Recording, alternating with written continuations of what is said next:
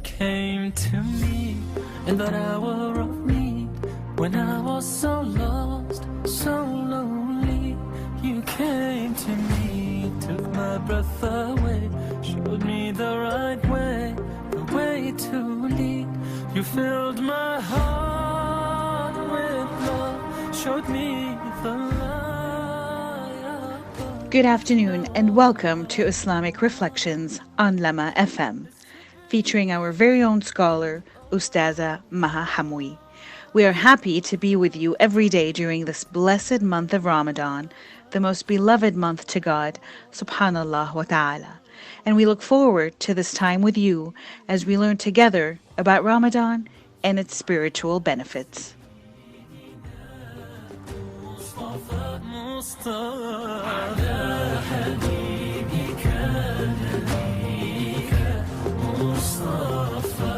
أتيتني ساعة يأسي ناديتك فكنت الآسي من دونك ما معنى عمري لا أدري غيبا ولا الكون أدري من أجلك سأضحي من أجلك. أعوذ بالله من الشيطان الرجيم. بسم الله الرحمن الرحيم.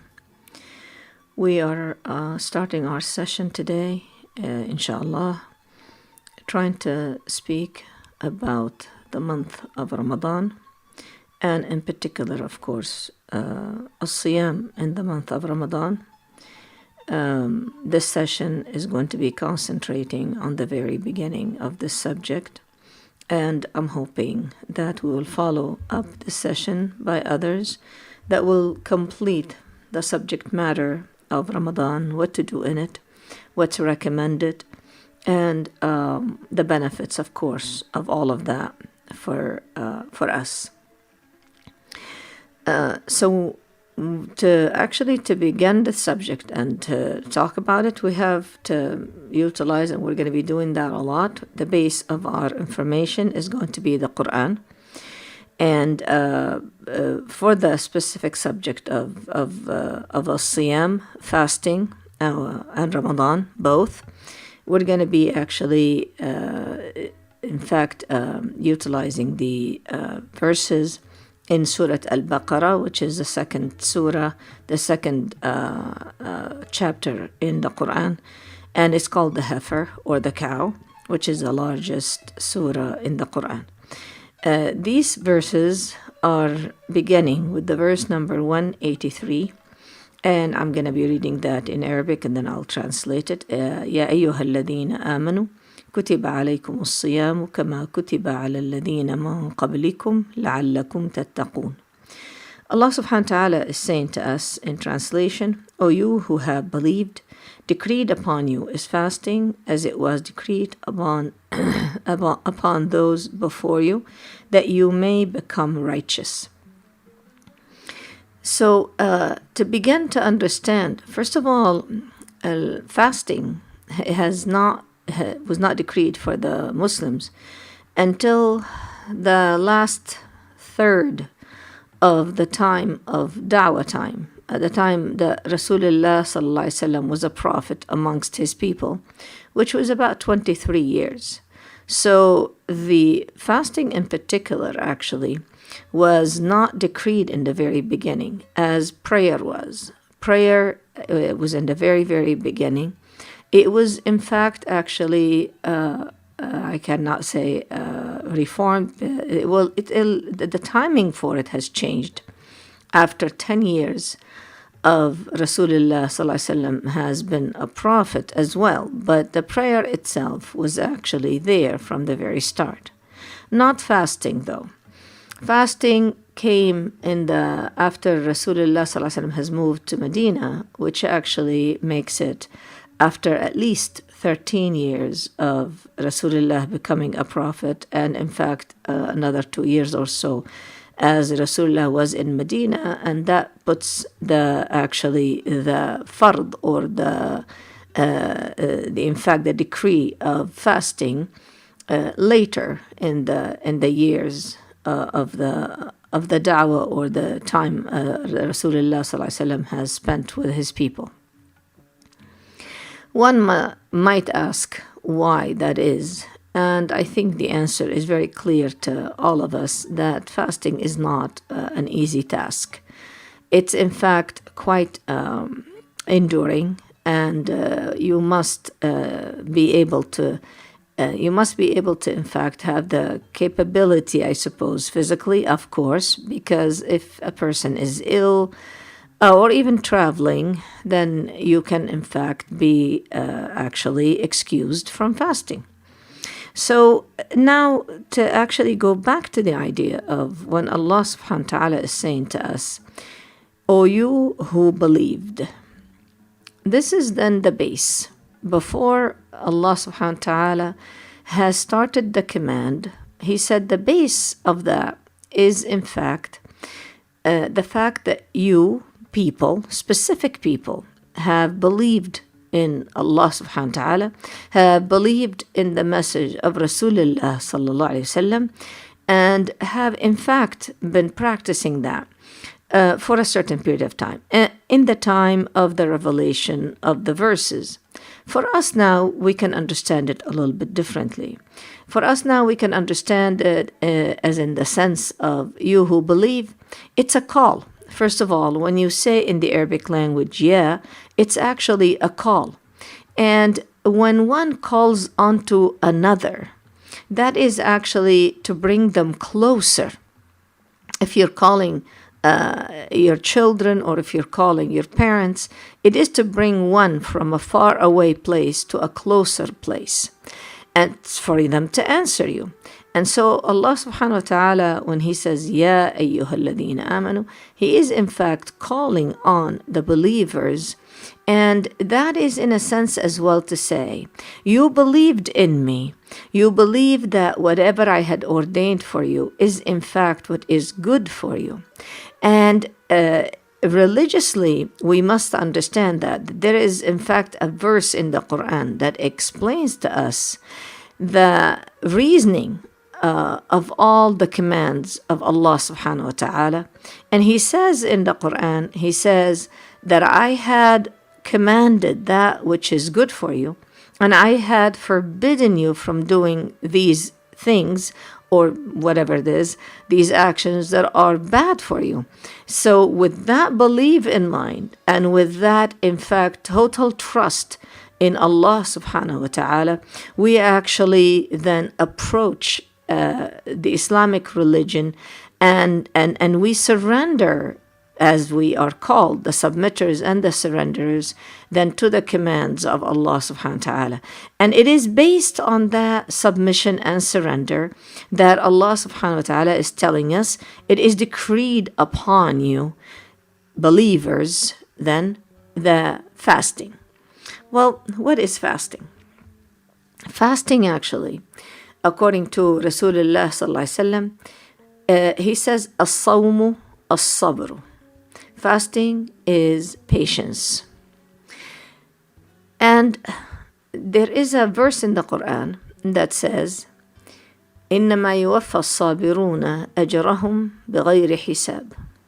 The patient people will receive their rewards without any reckoning, no questions asked. And that means actually on Judgment Day, the patient people that are in fact written that way, that they go into that category only by the leave of Allah subhanahu wa ta'ala, that in fact they do get into heaven without any questions, without any angels stopping them, without any opening of the books, without any counting of the good deeds or bad deeds or any such things at all, in fact. And we do have actually a hadith sharif, which means a saying of the Prophet sallallahu alaihi wasallam, that he in fact tells us, and it's a hadith qudsi in fact, which means it's on behalf of Allah subhanahu wa ta'ala that the Prophet is speaking. He says that every good deed that the son of Adam does is in fact, it counts for him anywhere between, Allah subhanahu wa ta'ala said, I'll reward him for it anywhere between 10 times to maybe 700 times as much. He said, except for fasting. Fasting is for me, and I will reward for it. And when Allah subhanahu wa ta'ala is saying fasting is for me, it is because it's somewhat of a secret between the worshipper and his Lord. No one actually can figure out or know that a person is fasting. You can always see a person praying. You can always see a person, in fact,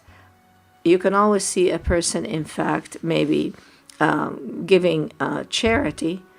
The problem is, though, or the idea is that fasting in particular is actually something that you don't see.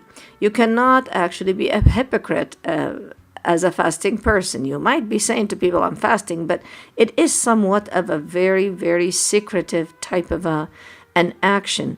And it's obviously a refraining from something. So not doing something at this point, which is, of course, not eating or drinking. The point about fasting as well that we must know from the verse 183, in fact, that Allah subhanahu wa ta'ala is telling us that this specific, what we call pillar of Islam, of course, so it's not just a fard, it's one of the 5 pillars of Islam. He said, Allah subhanahu wa ta'ala tells us that He has decreed that for the people before us. So the people before us, it must be any people that have believed in any prophet before us. So you can start counting any time from Adam alayhi salam until Muhammad sallallahu alayhi wasallam. You put all of that in mind, and then you can understand that in fact then in Christianity and in Judaism, fasting is not different than the way the Muslims fast. The days actually were different, as in the sense of how many days, but refraining from eating or drinking or marital relationships has always been the case for all the religions before us. We know that for a fact that one day Rasulullah sallallahu alaihi wasallam woke up in al-Madinah, and he noticed that the Jews that lived in the Medina at the time were not actually participating in any type of maybe food intaking or such thing. And he said, what are they doing? And they said, Ya Rasulullah, they are fasting. And they were in fact commemorating the parting of the Red Sea and the crossing of the Red Sea that has happened, of course, a few thousand years before Rasulullah sallallahu alaihi wasallam, with their own prophet Musa alayhi salam, and of course the people that followed Moses, yani the children of Israel, as it goes. And so Rasulullah sallallahu alaihi wasallam said, he said that, in fact, he said Moses alayhi salam, he says he belongs to me more than he belongs to them. And he wanted to commemorate, in fact, the fact that Rasulullah Musa alayhi salam has been saved on that day. And so he said, then I am fasting as well. And if I were to live to next year, I'm going to fast a day before or a day after or a day before and after, as to make sure that my fasting or our fasting as a Muslim ummah is different than that of the Jewish ummah, or Jewish nation or Jewish people type of fasting, which actually then brings to mind that in fact fasting has been exactly the same way. Now we see them today that they actually call it, in the Christianity they call it Lent, and it goes to somewhat 40 days maybe for the Jews, 50 days for the Christians. And it is to let go of something. In fact, maybe it doesn't have to be food in particular. Every specific section of the 2 types of religions have their own way of law, but none of the people, as far as I can see, fast our way. I had even spoken to certain Armenian people whose fasting is a little bit even more difficult than ours, and they go like longer hours. They go for I forgot, something like sunrise to 12 o'clock at night. But they can actually drink, but they cannot eat, and so on and so forth. And so, however way we take a look at it, it obviously has been exactly the same way in all the religions. Allah subhanahu wa ta'ala, in fact, has said that. He said, it's decreed upon you. And I want to kind of bring to the attention that, in fact, the Islamic religion, in every particular way that you see it, all the 5 pillars have always been, in fact, ordained for the previous people. Is not something new. The only thing about our religion that actually makes it a little different, or a lot different, is the fact that we have hung on to the actual Islamic religion, while others have changed it to where they can, I don't want to call it modified. As soon as it's a human being who has changed it, then it just does not make the religion divine any longer, and then it's not a religion any longer. It becomes quite a cultural issue, and that's a whole different ball game altogether. So here, when we understand it to be, O you who believe, it is then ordained for you, or decreed for you, fasting. Fasting also is actually to refrain. In fact, just the word sawm, it means to refrain. We have heard a Sayyida Maryam in the old days, and it's actually a particular verse in the Quran that she says, إِنِّي نَذَرْتُ لِلرَّحْمَنِ صَوْمًا فَلَنْ أُكَلِّمَ الْيَوْمَ إِنْسِيًّا. And she's trying to say that she had made an oath to Allah subhanahu wa ta'ala, that she is fasting from speaking. So it's, in fact, fasting is just to say a person is refraining from something.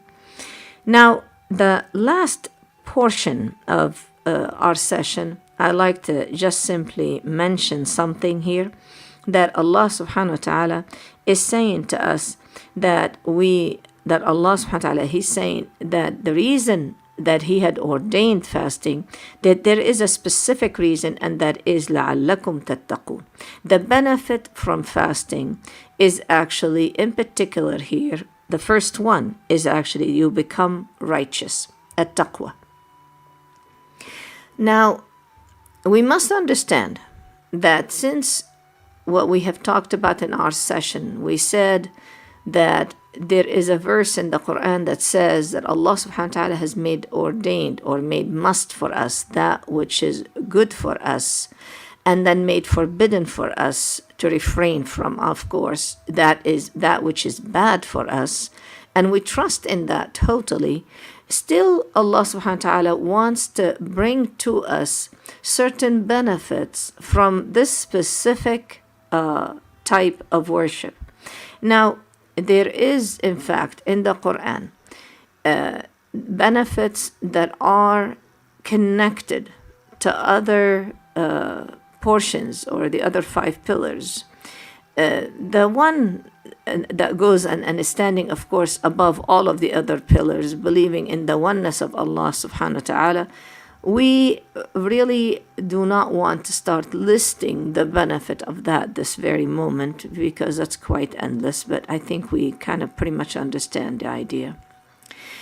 But I like to go down the line, as Allah subhanahu wa ta'ala told us, prayer itself, He said it should prevent you from obscenity and from profanity.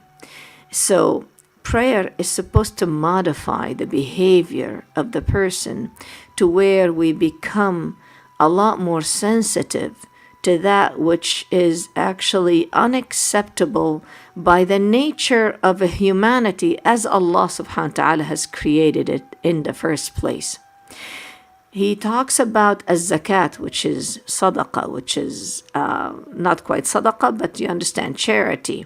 But the charity that is ordained. And the charity that is ordained, Allah subhanahu wa ta'ala had said in the Quran, خُذْ مِنْ أَمْوَالِهِمْ صَدَقَةً تُطَهِّرُهُمْ وَتُزَكِّيهِمْ بِهَا. He said, take from their money, from their possessions, sadaqah, charity, that you will actually purify them and cleanse them with it.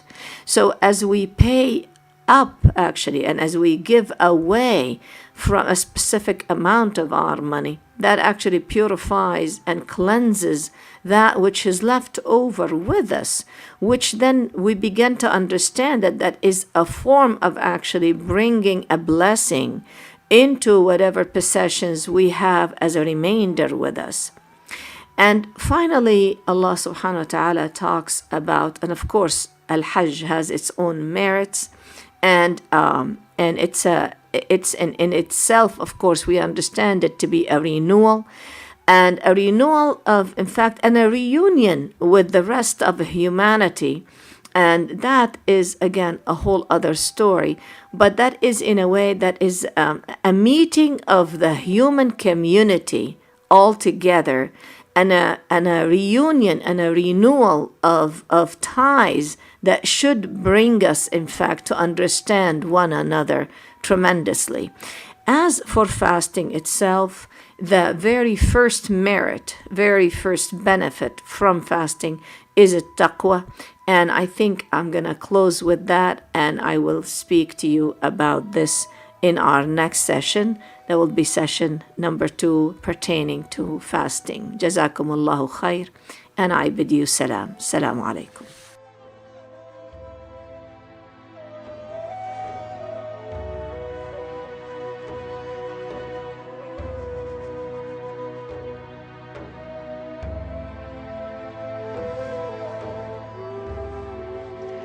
We would like to thank our listeners for joining our program today. A special thank you goes out to Lama FM for hosting us and for giving us the chance to share Ustaza Maha Hamwoui's thoughts. We look forward to talking to you on our next episode of Islamic Reflections.